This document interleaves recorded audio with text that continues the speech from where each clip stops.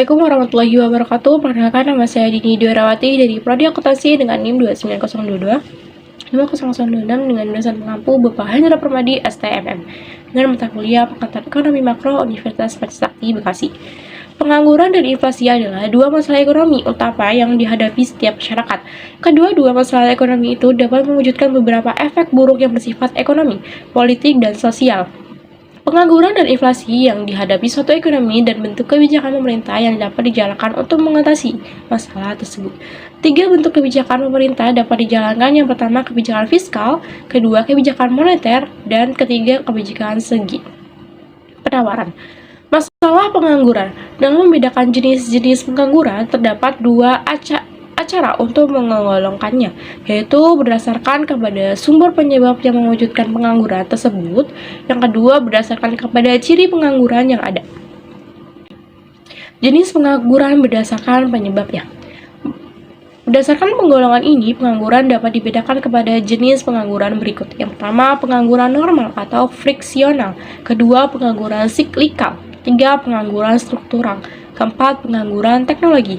Uraian berikut akan menerangkan arti dari berbagai bentuk pengangguran tersebut dan keadaan yang bagaimana akan mewujudkan pengangguran tersebut. Yang pertama, pengangguran normal atau friksional, kedua, pengangguran siklikal, ketiga, pengangguran struktural, dan empat, pengangguran teknologi. Jenis pengangguran berdasarkan cirinya. Berdasarkan kepada ciri pengangguran yang berlaku, pengangguran dapat pula digolongkan sebagai berikut. Yang pertama, pengangguran terbuka, kedua, pengangguran tersembunyi, ketiga, pengangguran bermusim, keempat, setengah menganggur. Berapa tujuan kebijakan pemerintah dalam bab 1 telah secara ringkas diuraikan. Seberapa efek buruk dari berlakunya pengangguran dalam perekonomian. Untuk menghindari efek-efek buruk tersebut, pemerintah perlu secara terus-menerus berusaha mengatasi masalah pengangguran. Uraian berikut menerangkan seberapa tujuan dari kebijakan pemerintah dalam mengatasi masalah pengangguran. Tujuan bersifat ekonomi yaitu untuk mengatasi pengangguran didasarkan kepada pertimbangan-pertimbangan yang bersifat ekonomi. Dalam hal ini ada 3 pertimbangan utama. Yang pertama, untuk menyediakan lowongan pekerjaan baru. Kedua, untuk meningkatkan taraf kemakmuran masyarakat. Dan ketiga, memperbaiki kesamarataan pembagian pendapatan.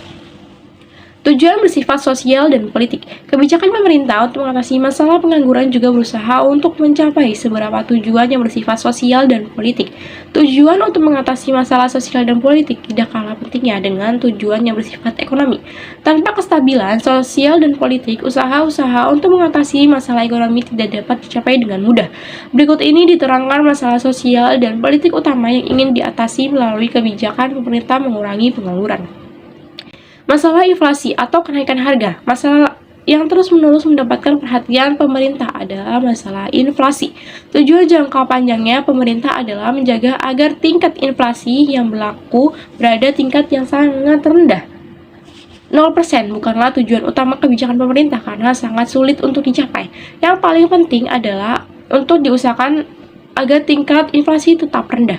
Jenis-jenis inflasi berdasarkan kepada sumber atau penyebabnya. Inflasi biasanya dibedakan kepada 3 bentuk berikut. Yang pertama, inflasi tarikan permintaan. Inflasi ini biasanya terjadi pada masa perekonomian perkembangan dengan pesat.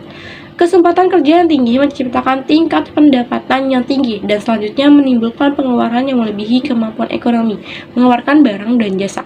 Pengeluaran yang melebihi ini akan menimbulkan inflasi. Kedua, inflasi desakan biaya. Juga inflasi ini terutama berlaku dalam masa perekonomian perkembangan dengan pesat ketika tingkat pengangguran adalah sangat rendah. Apabila perusahaan masih menghadapi permintaan yang bertambah, mereka akan berusaha menaikkan produksi dengan cara menaikkan gaji dan upah yang lebih tinggi. 3. Inflasi diimpor dapat juga bersumber dari kenaikan harga-harga barang yang diimpor. Ini akan ada yang mengalami kenaikan harga mempunyai peranan yang penting dalam kegiatan pengeluaran perusahaan. Inflasi merayap dan hiperinflasi. Berdasarkan kepada tingkat kelajuan kenaikan harga-harga yang berlaku, inflasi dapat dibedakan kepada 3 golongan. Inflasi merayap, inflasi sederhana atau moderator, dan hiperinflasi. Definisi inflasi merayap dan hiperinflasi adalah proses kenaikan harga-harga yang lambat jalannya. Yang digolongkan kepada inflasi ini adalah kenaikan harga-harga yang tingkatnya tidak melebihi 2 atau 3% setahun. Malaysia dan Singapura adalah dua dari negara yang tingkat inflasinya dapat digolongkan sebagai inflasi merayap. 2. Inflasi merayap dan pertumbuhan ekonomi. Segolongan ahli ekonomi berpendapat bahwa inflasi merayap adalah diperlukan untuk mengalahkan perkembangan ekonomi. Menurut mereka, harga barang pada umumnya naik dengan tingkat yang lebih tinggi dan kenaikan upah, maka dalam inflasi merayap upah tidak akan berubah atau naik dengan tingkat yang lebih rendah. Sebagai akibatnya, kenaikan harga yang berlaku terutama mengakibatkan pertambahan dalam keuntungan perusahaan. Untung yang lebih besar akan menggalakkan pertambahan investasi. Sumber daya hiperinflasi seringkali berlaku dalam perekonomian yang sedang menghadapi perang atau kekacauan politik di dalam negeri. Dalam masa-masa seperti ini, pemerintah terpaksa menambah pengeluaran yang jauh melebihi dari pajak yang dipungutnya. Salah satu caranya ialah dengan meminjam dari bank sentral atau mewajibkan bank sentral mencetak lebih banyak uang. Efek buruk inflasi, kenaikan harga-harga yang tinggi dan terus-menerus bukan saja menimbulkan beberapa efek buruk terhadap kegiatan ekonomi, tapi juga kepada kemampuan individu dan masyarakat. Inflasi dan perkembangan ekonomi. Inflasi yang tinggi tingkatnya tidak akan mengalahkan perkembangan ekonomi. Biaya yang terus-menerus naik menyebabkan kegiatan produktif sangat tidak menguntungkan. Maka pemilik modal biasanya lebih suka menggunakan uangnya untuk tujuan spekulasi.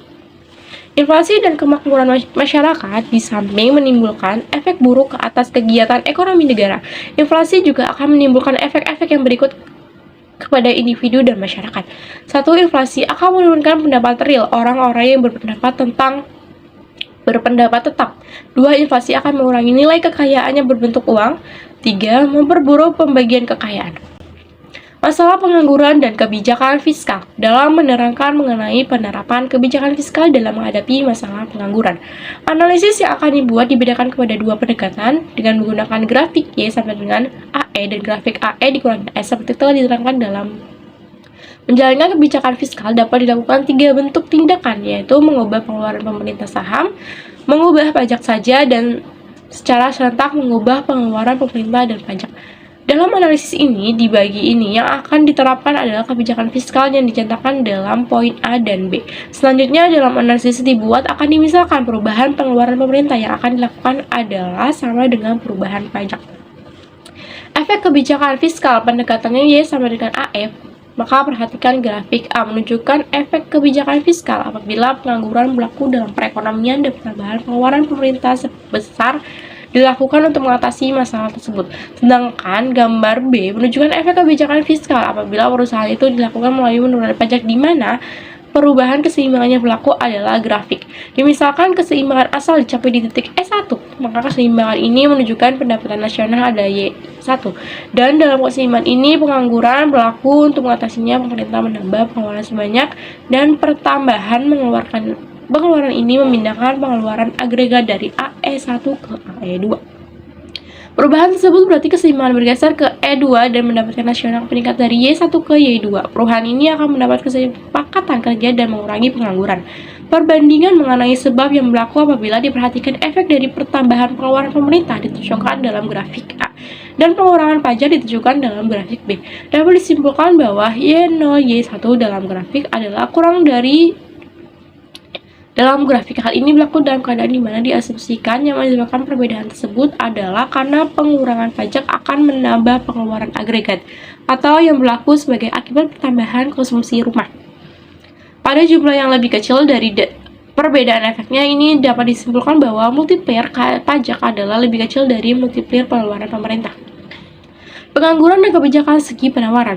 Untuk memahami bagaimana kebijakan segi penawaran akan digunakan untuk mengatasi masalah pengangguran, perhatikanlah keseimbangan ekonomi dicapai di EO dan menggambarkan pendapatan nasional real dan tingkat harga masing-masing adalah terdapat pengangguran yang serius dalam perekonomian oleh karena pendapatan nasional real yang ada jauh di bawah YF. Dalam usaha untuk mengatasi pengangguran, pemerintah melakukan beberapa tindakan yang tergolong sebagai kebijakan segi penawaran. Efek dari pelaksanaan kebijakan pemerintah tersebut, kurva ASO bergeser ke AS1. Pada masa yang sama, beberapa usaha dalam kebijakan segi penawaran tersebut akan menaikkan kesepakatan kerja dan pendapatan. Perubahan ini akan memindahkan kurva menjadi keseimbangan baru, yaitu perpotongan antara AS1 dan AD1 dicapai dan berarti tingkat relatif stabil pada PO pendapatan nasional meningkatkan dari dan bertambah. Ini akan mengurangi pengangguran. Dari analisis di atas dapat disimpulkan bahwa kebijakan segi penawaran adalah sangat efektif untuk mengetahui pengangguran karena di samping memindahkan AS juga dapat memindahkan AD dan pada saat yang sama tingkat harga dapat distabilkan. Pertumbuhan ekonomi juga lebih pesat. Sekian itu saja yang bisa saya jelaskan. Wassalamualaikum warahmatullahi wabarakatuh.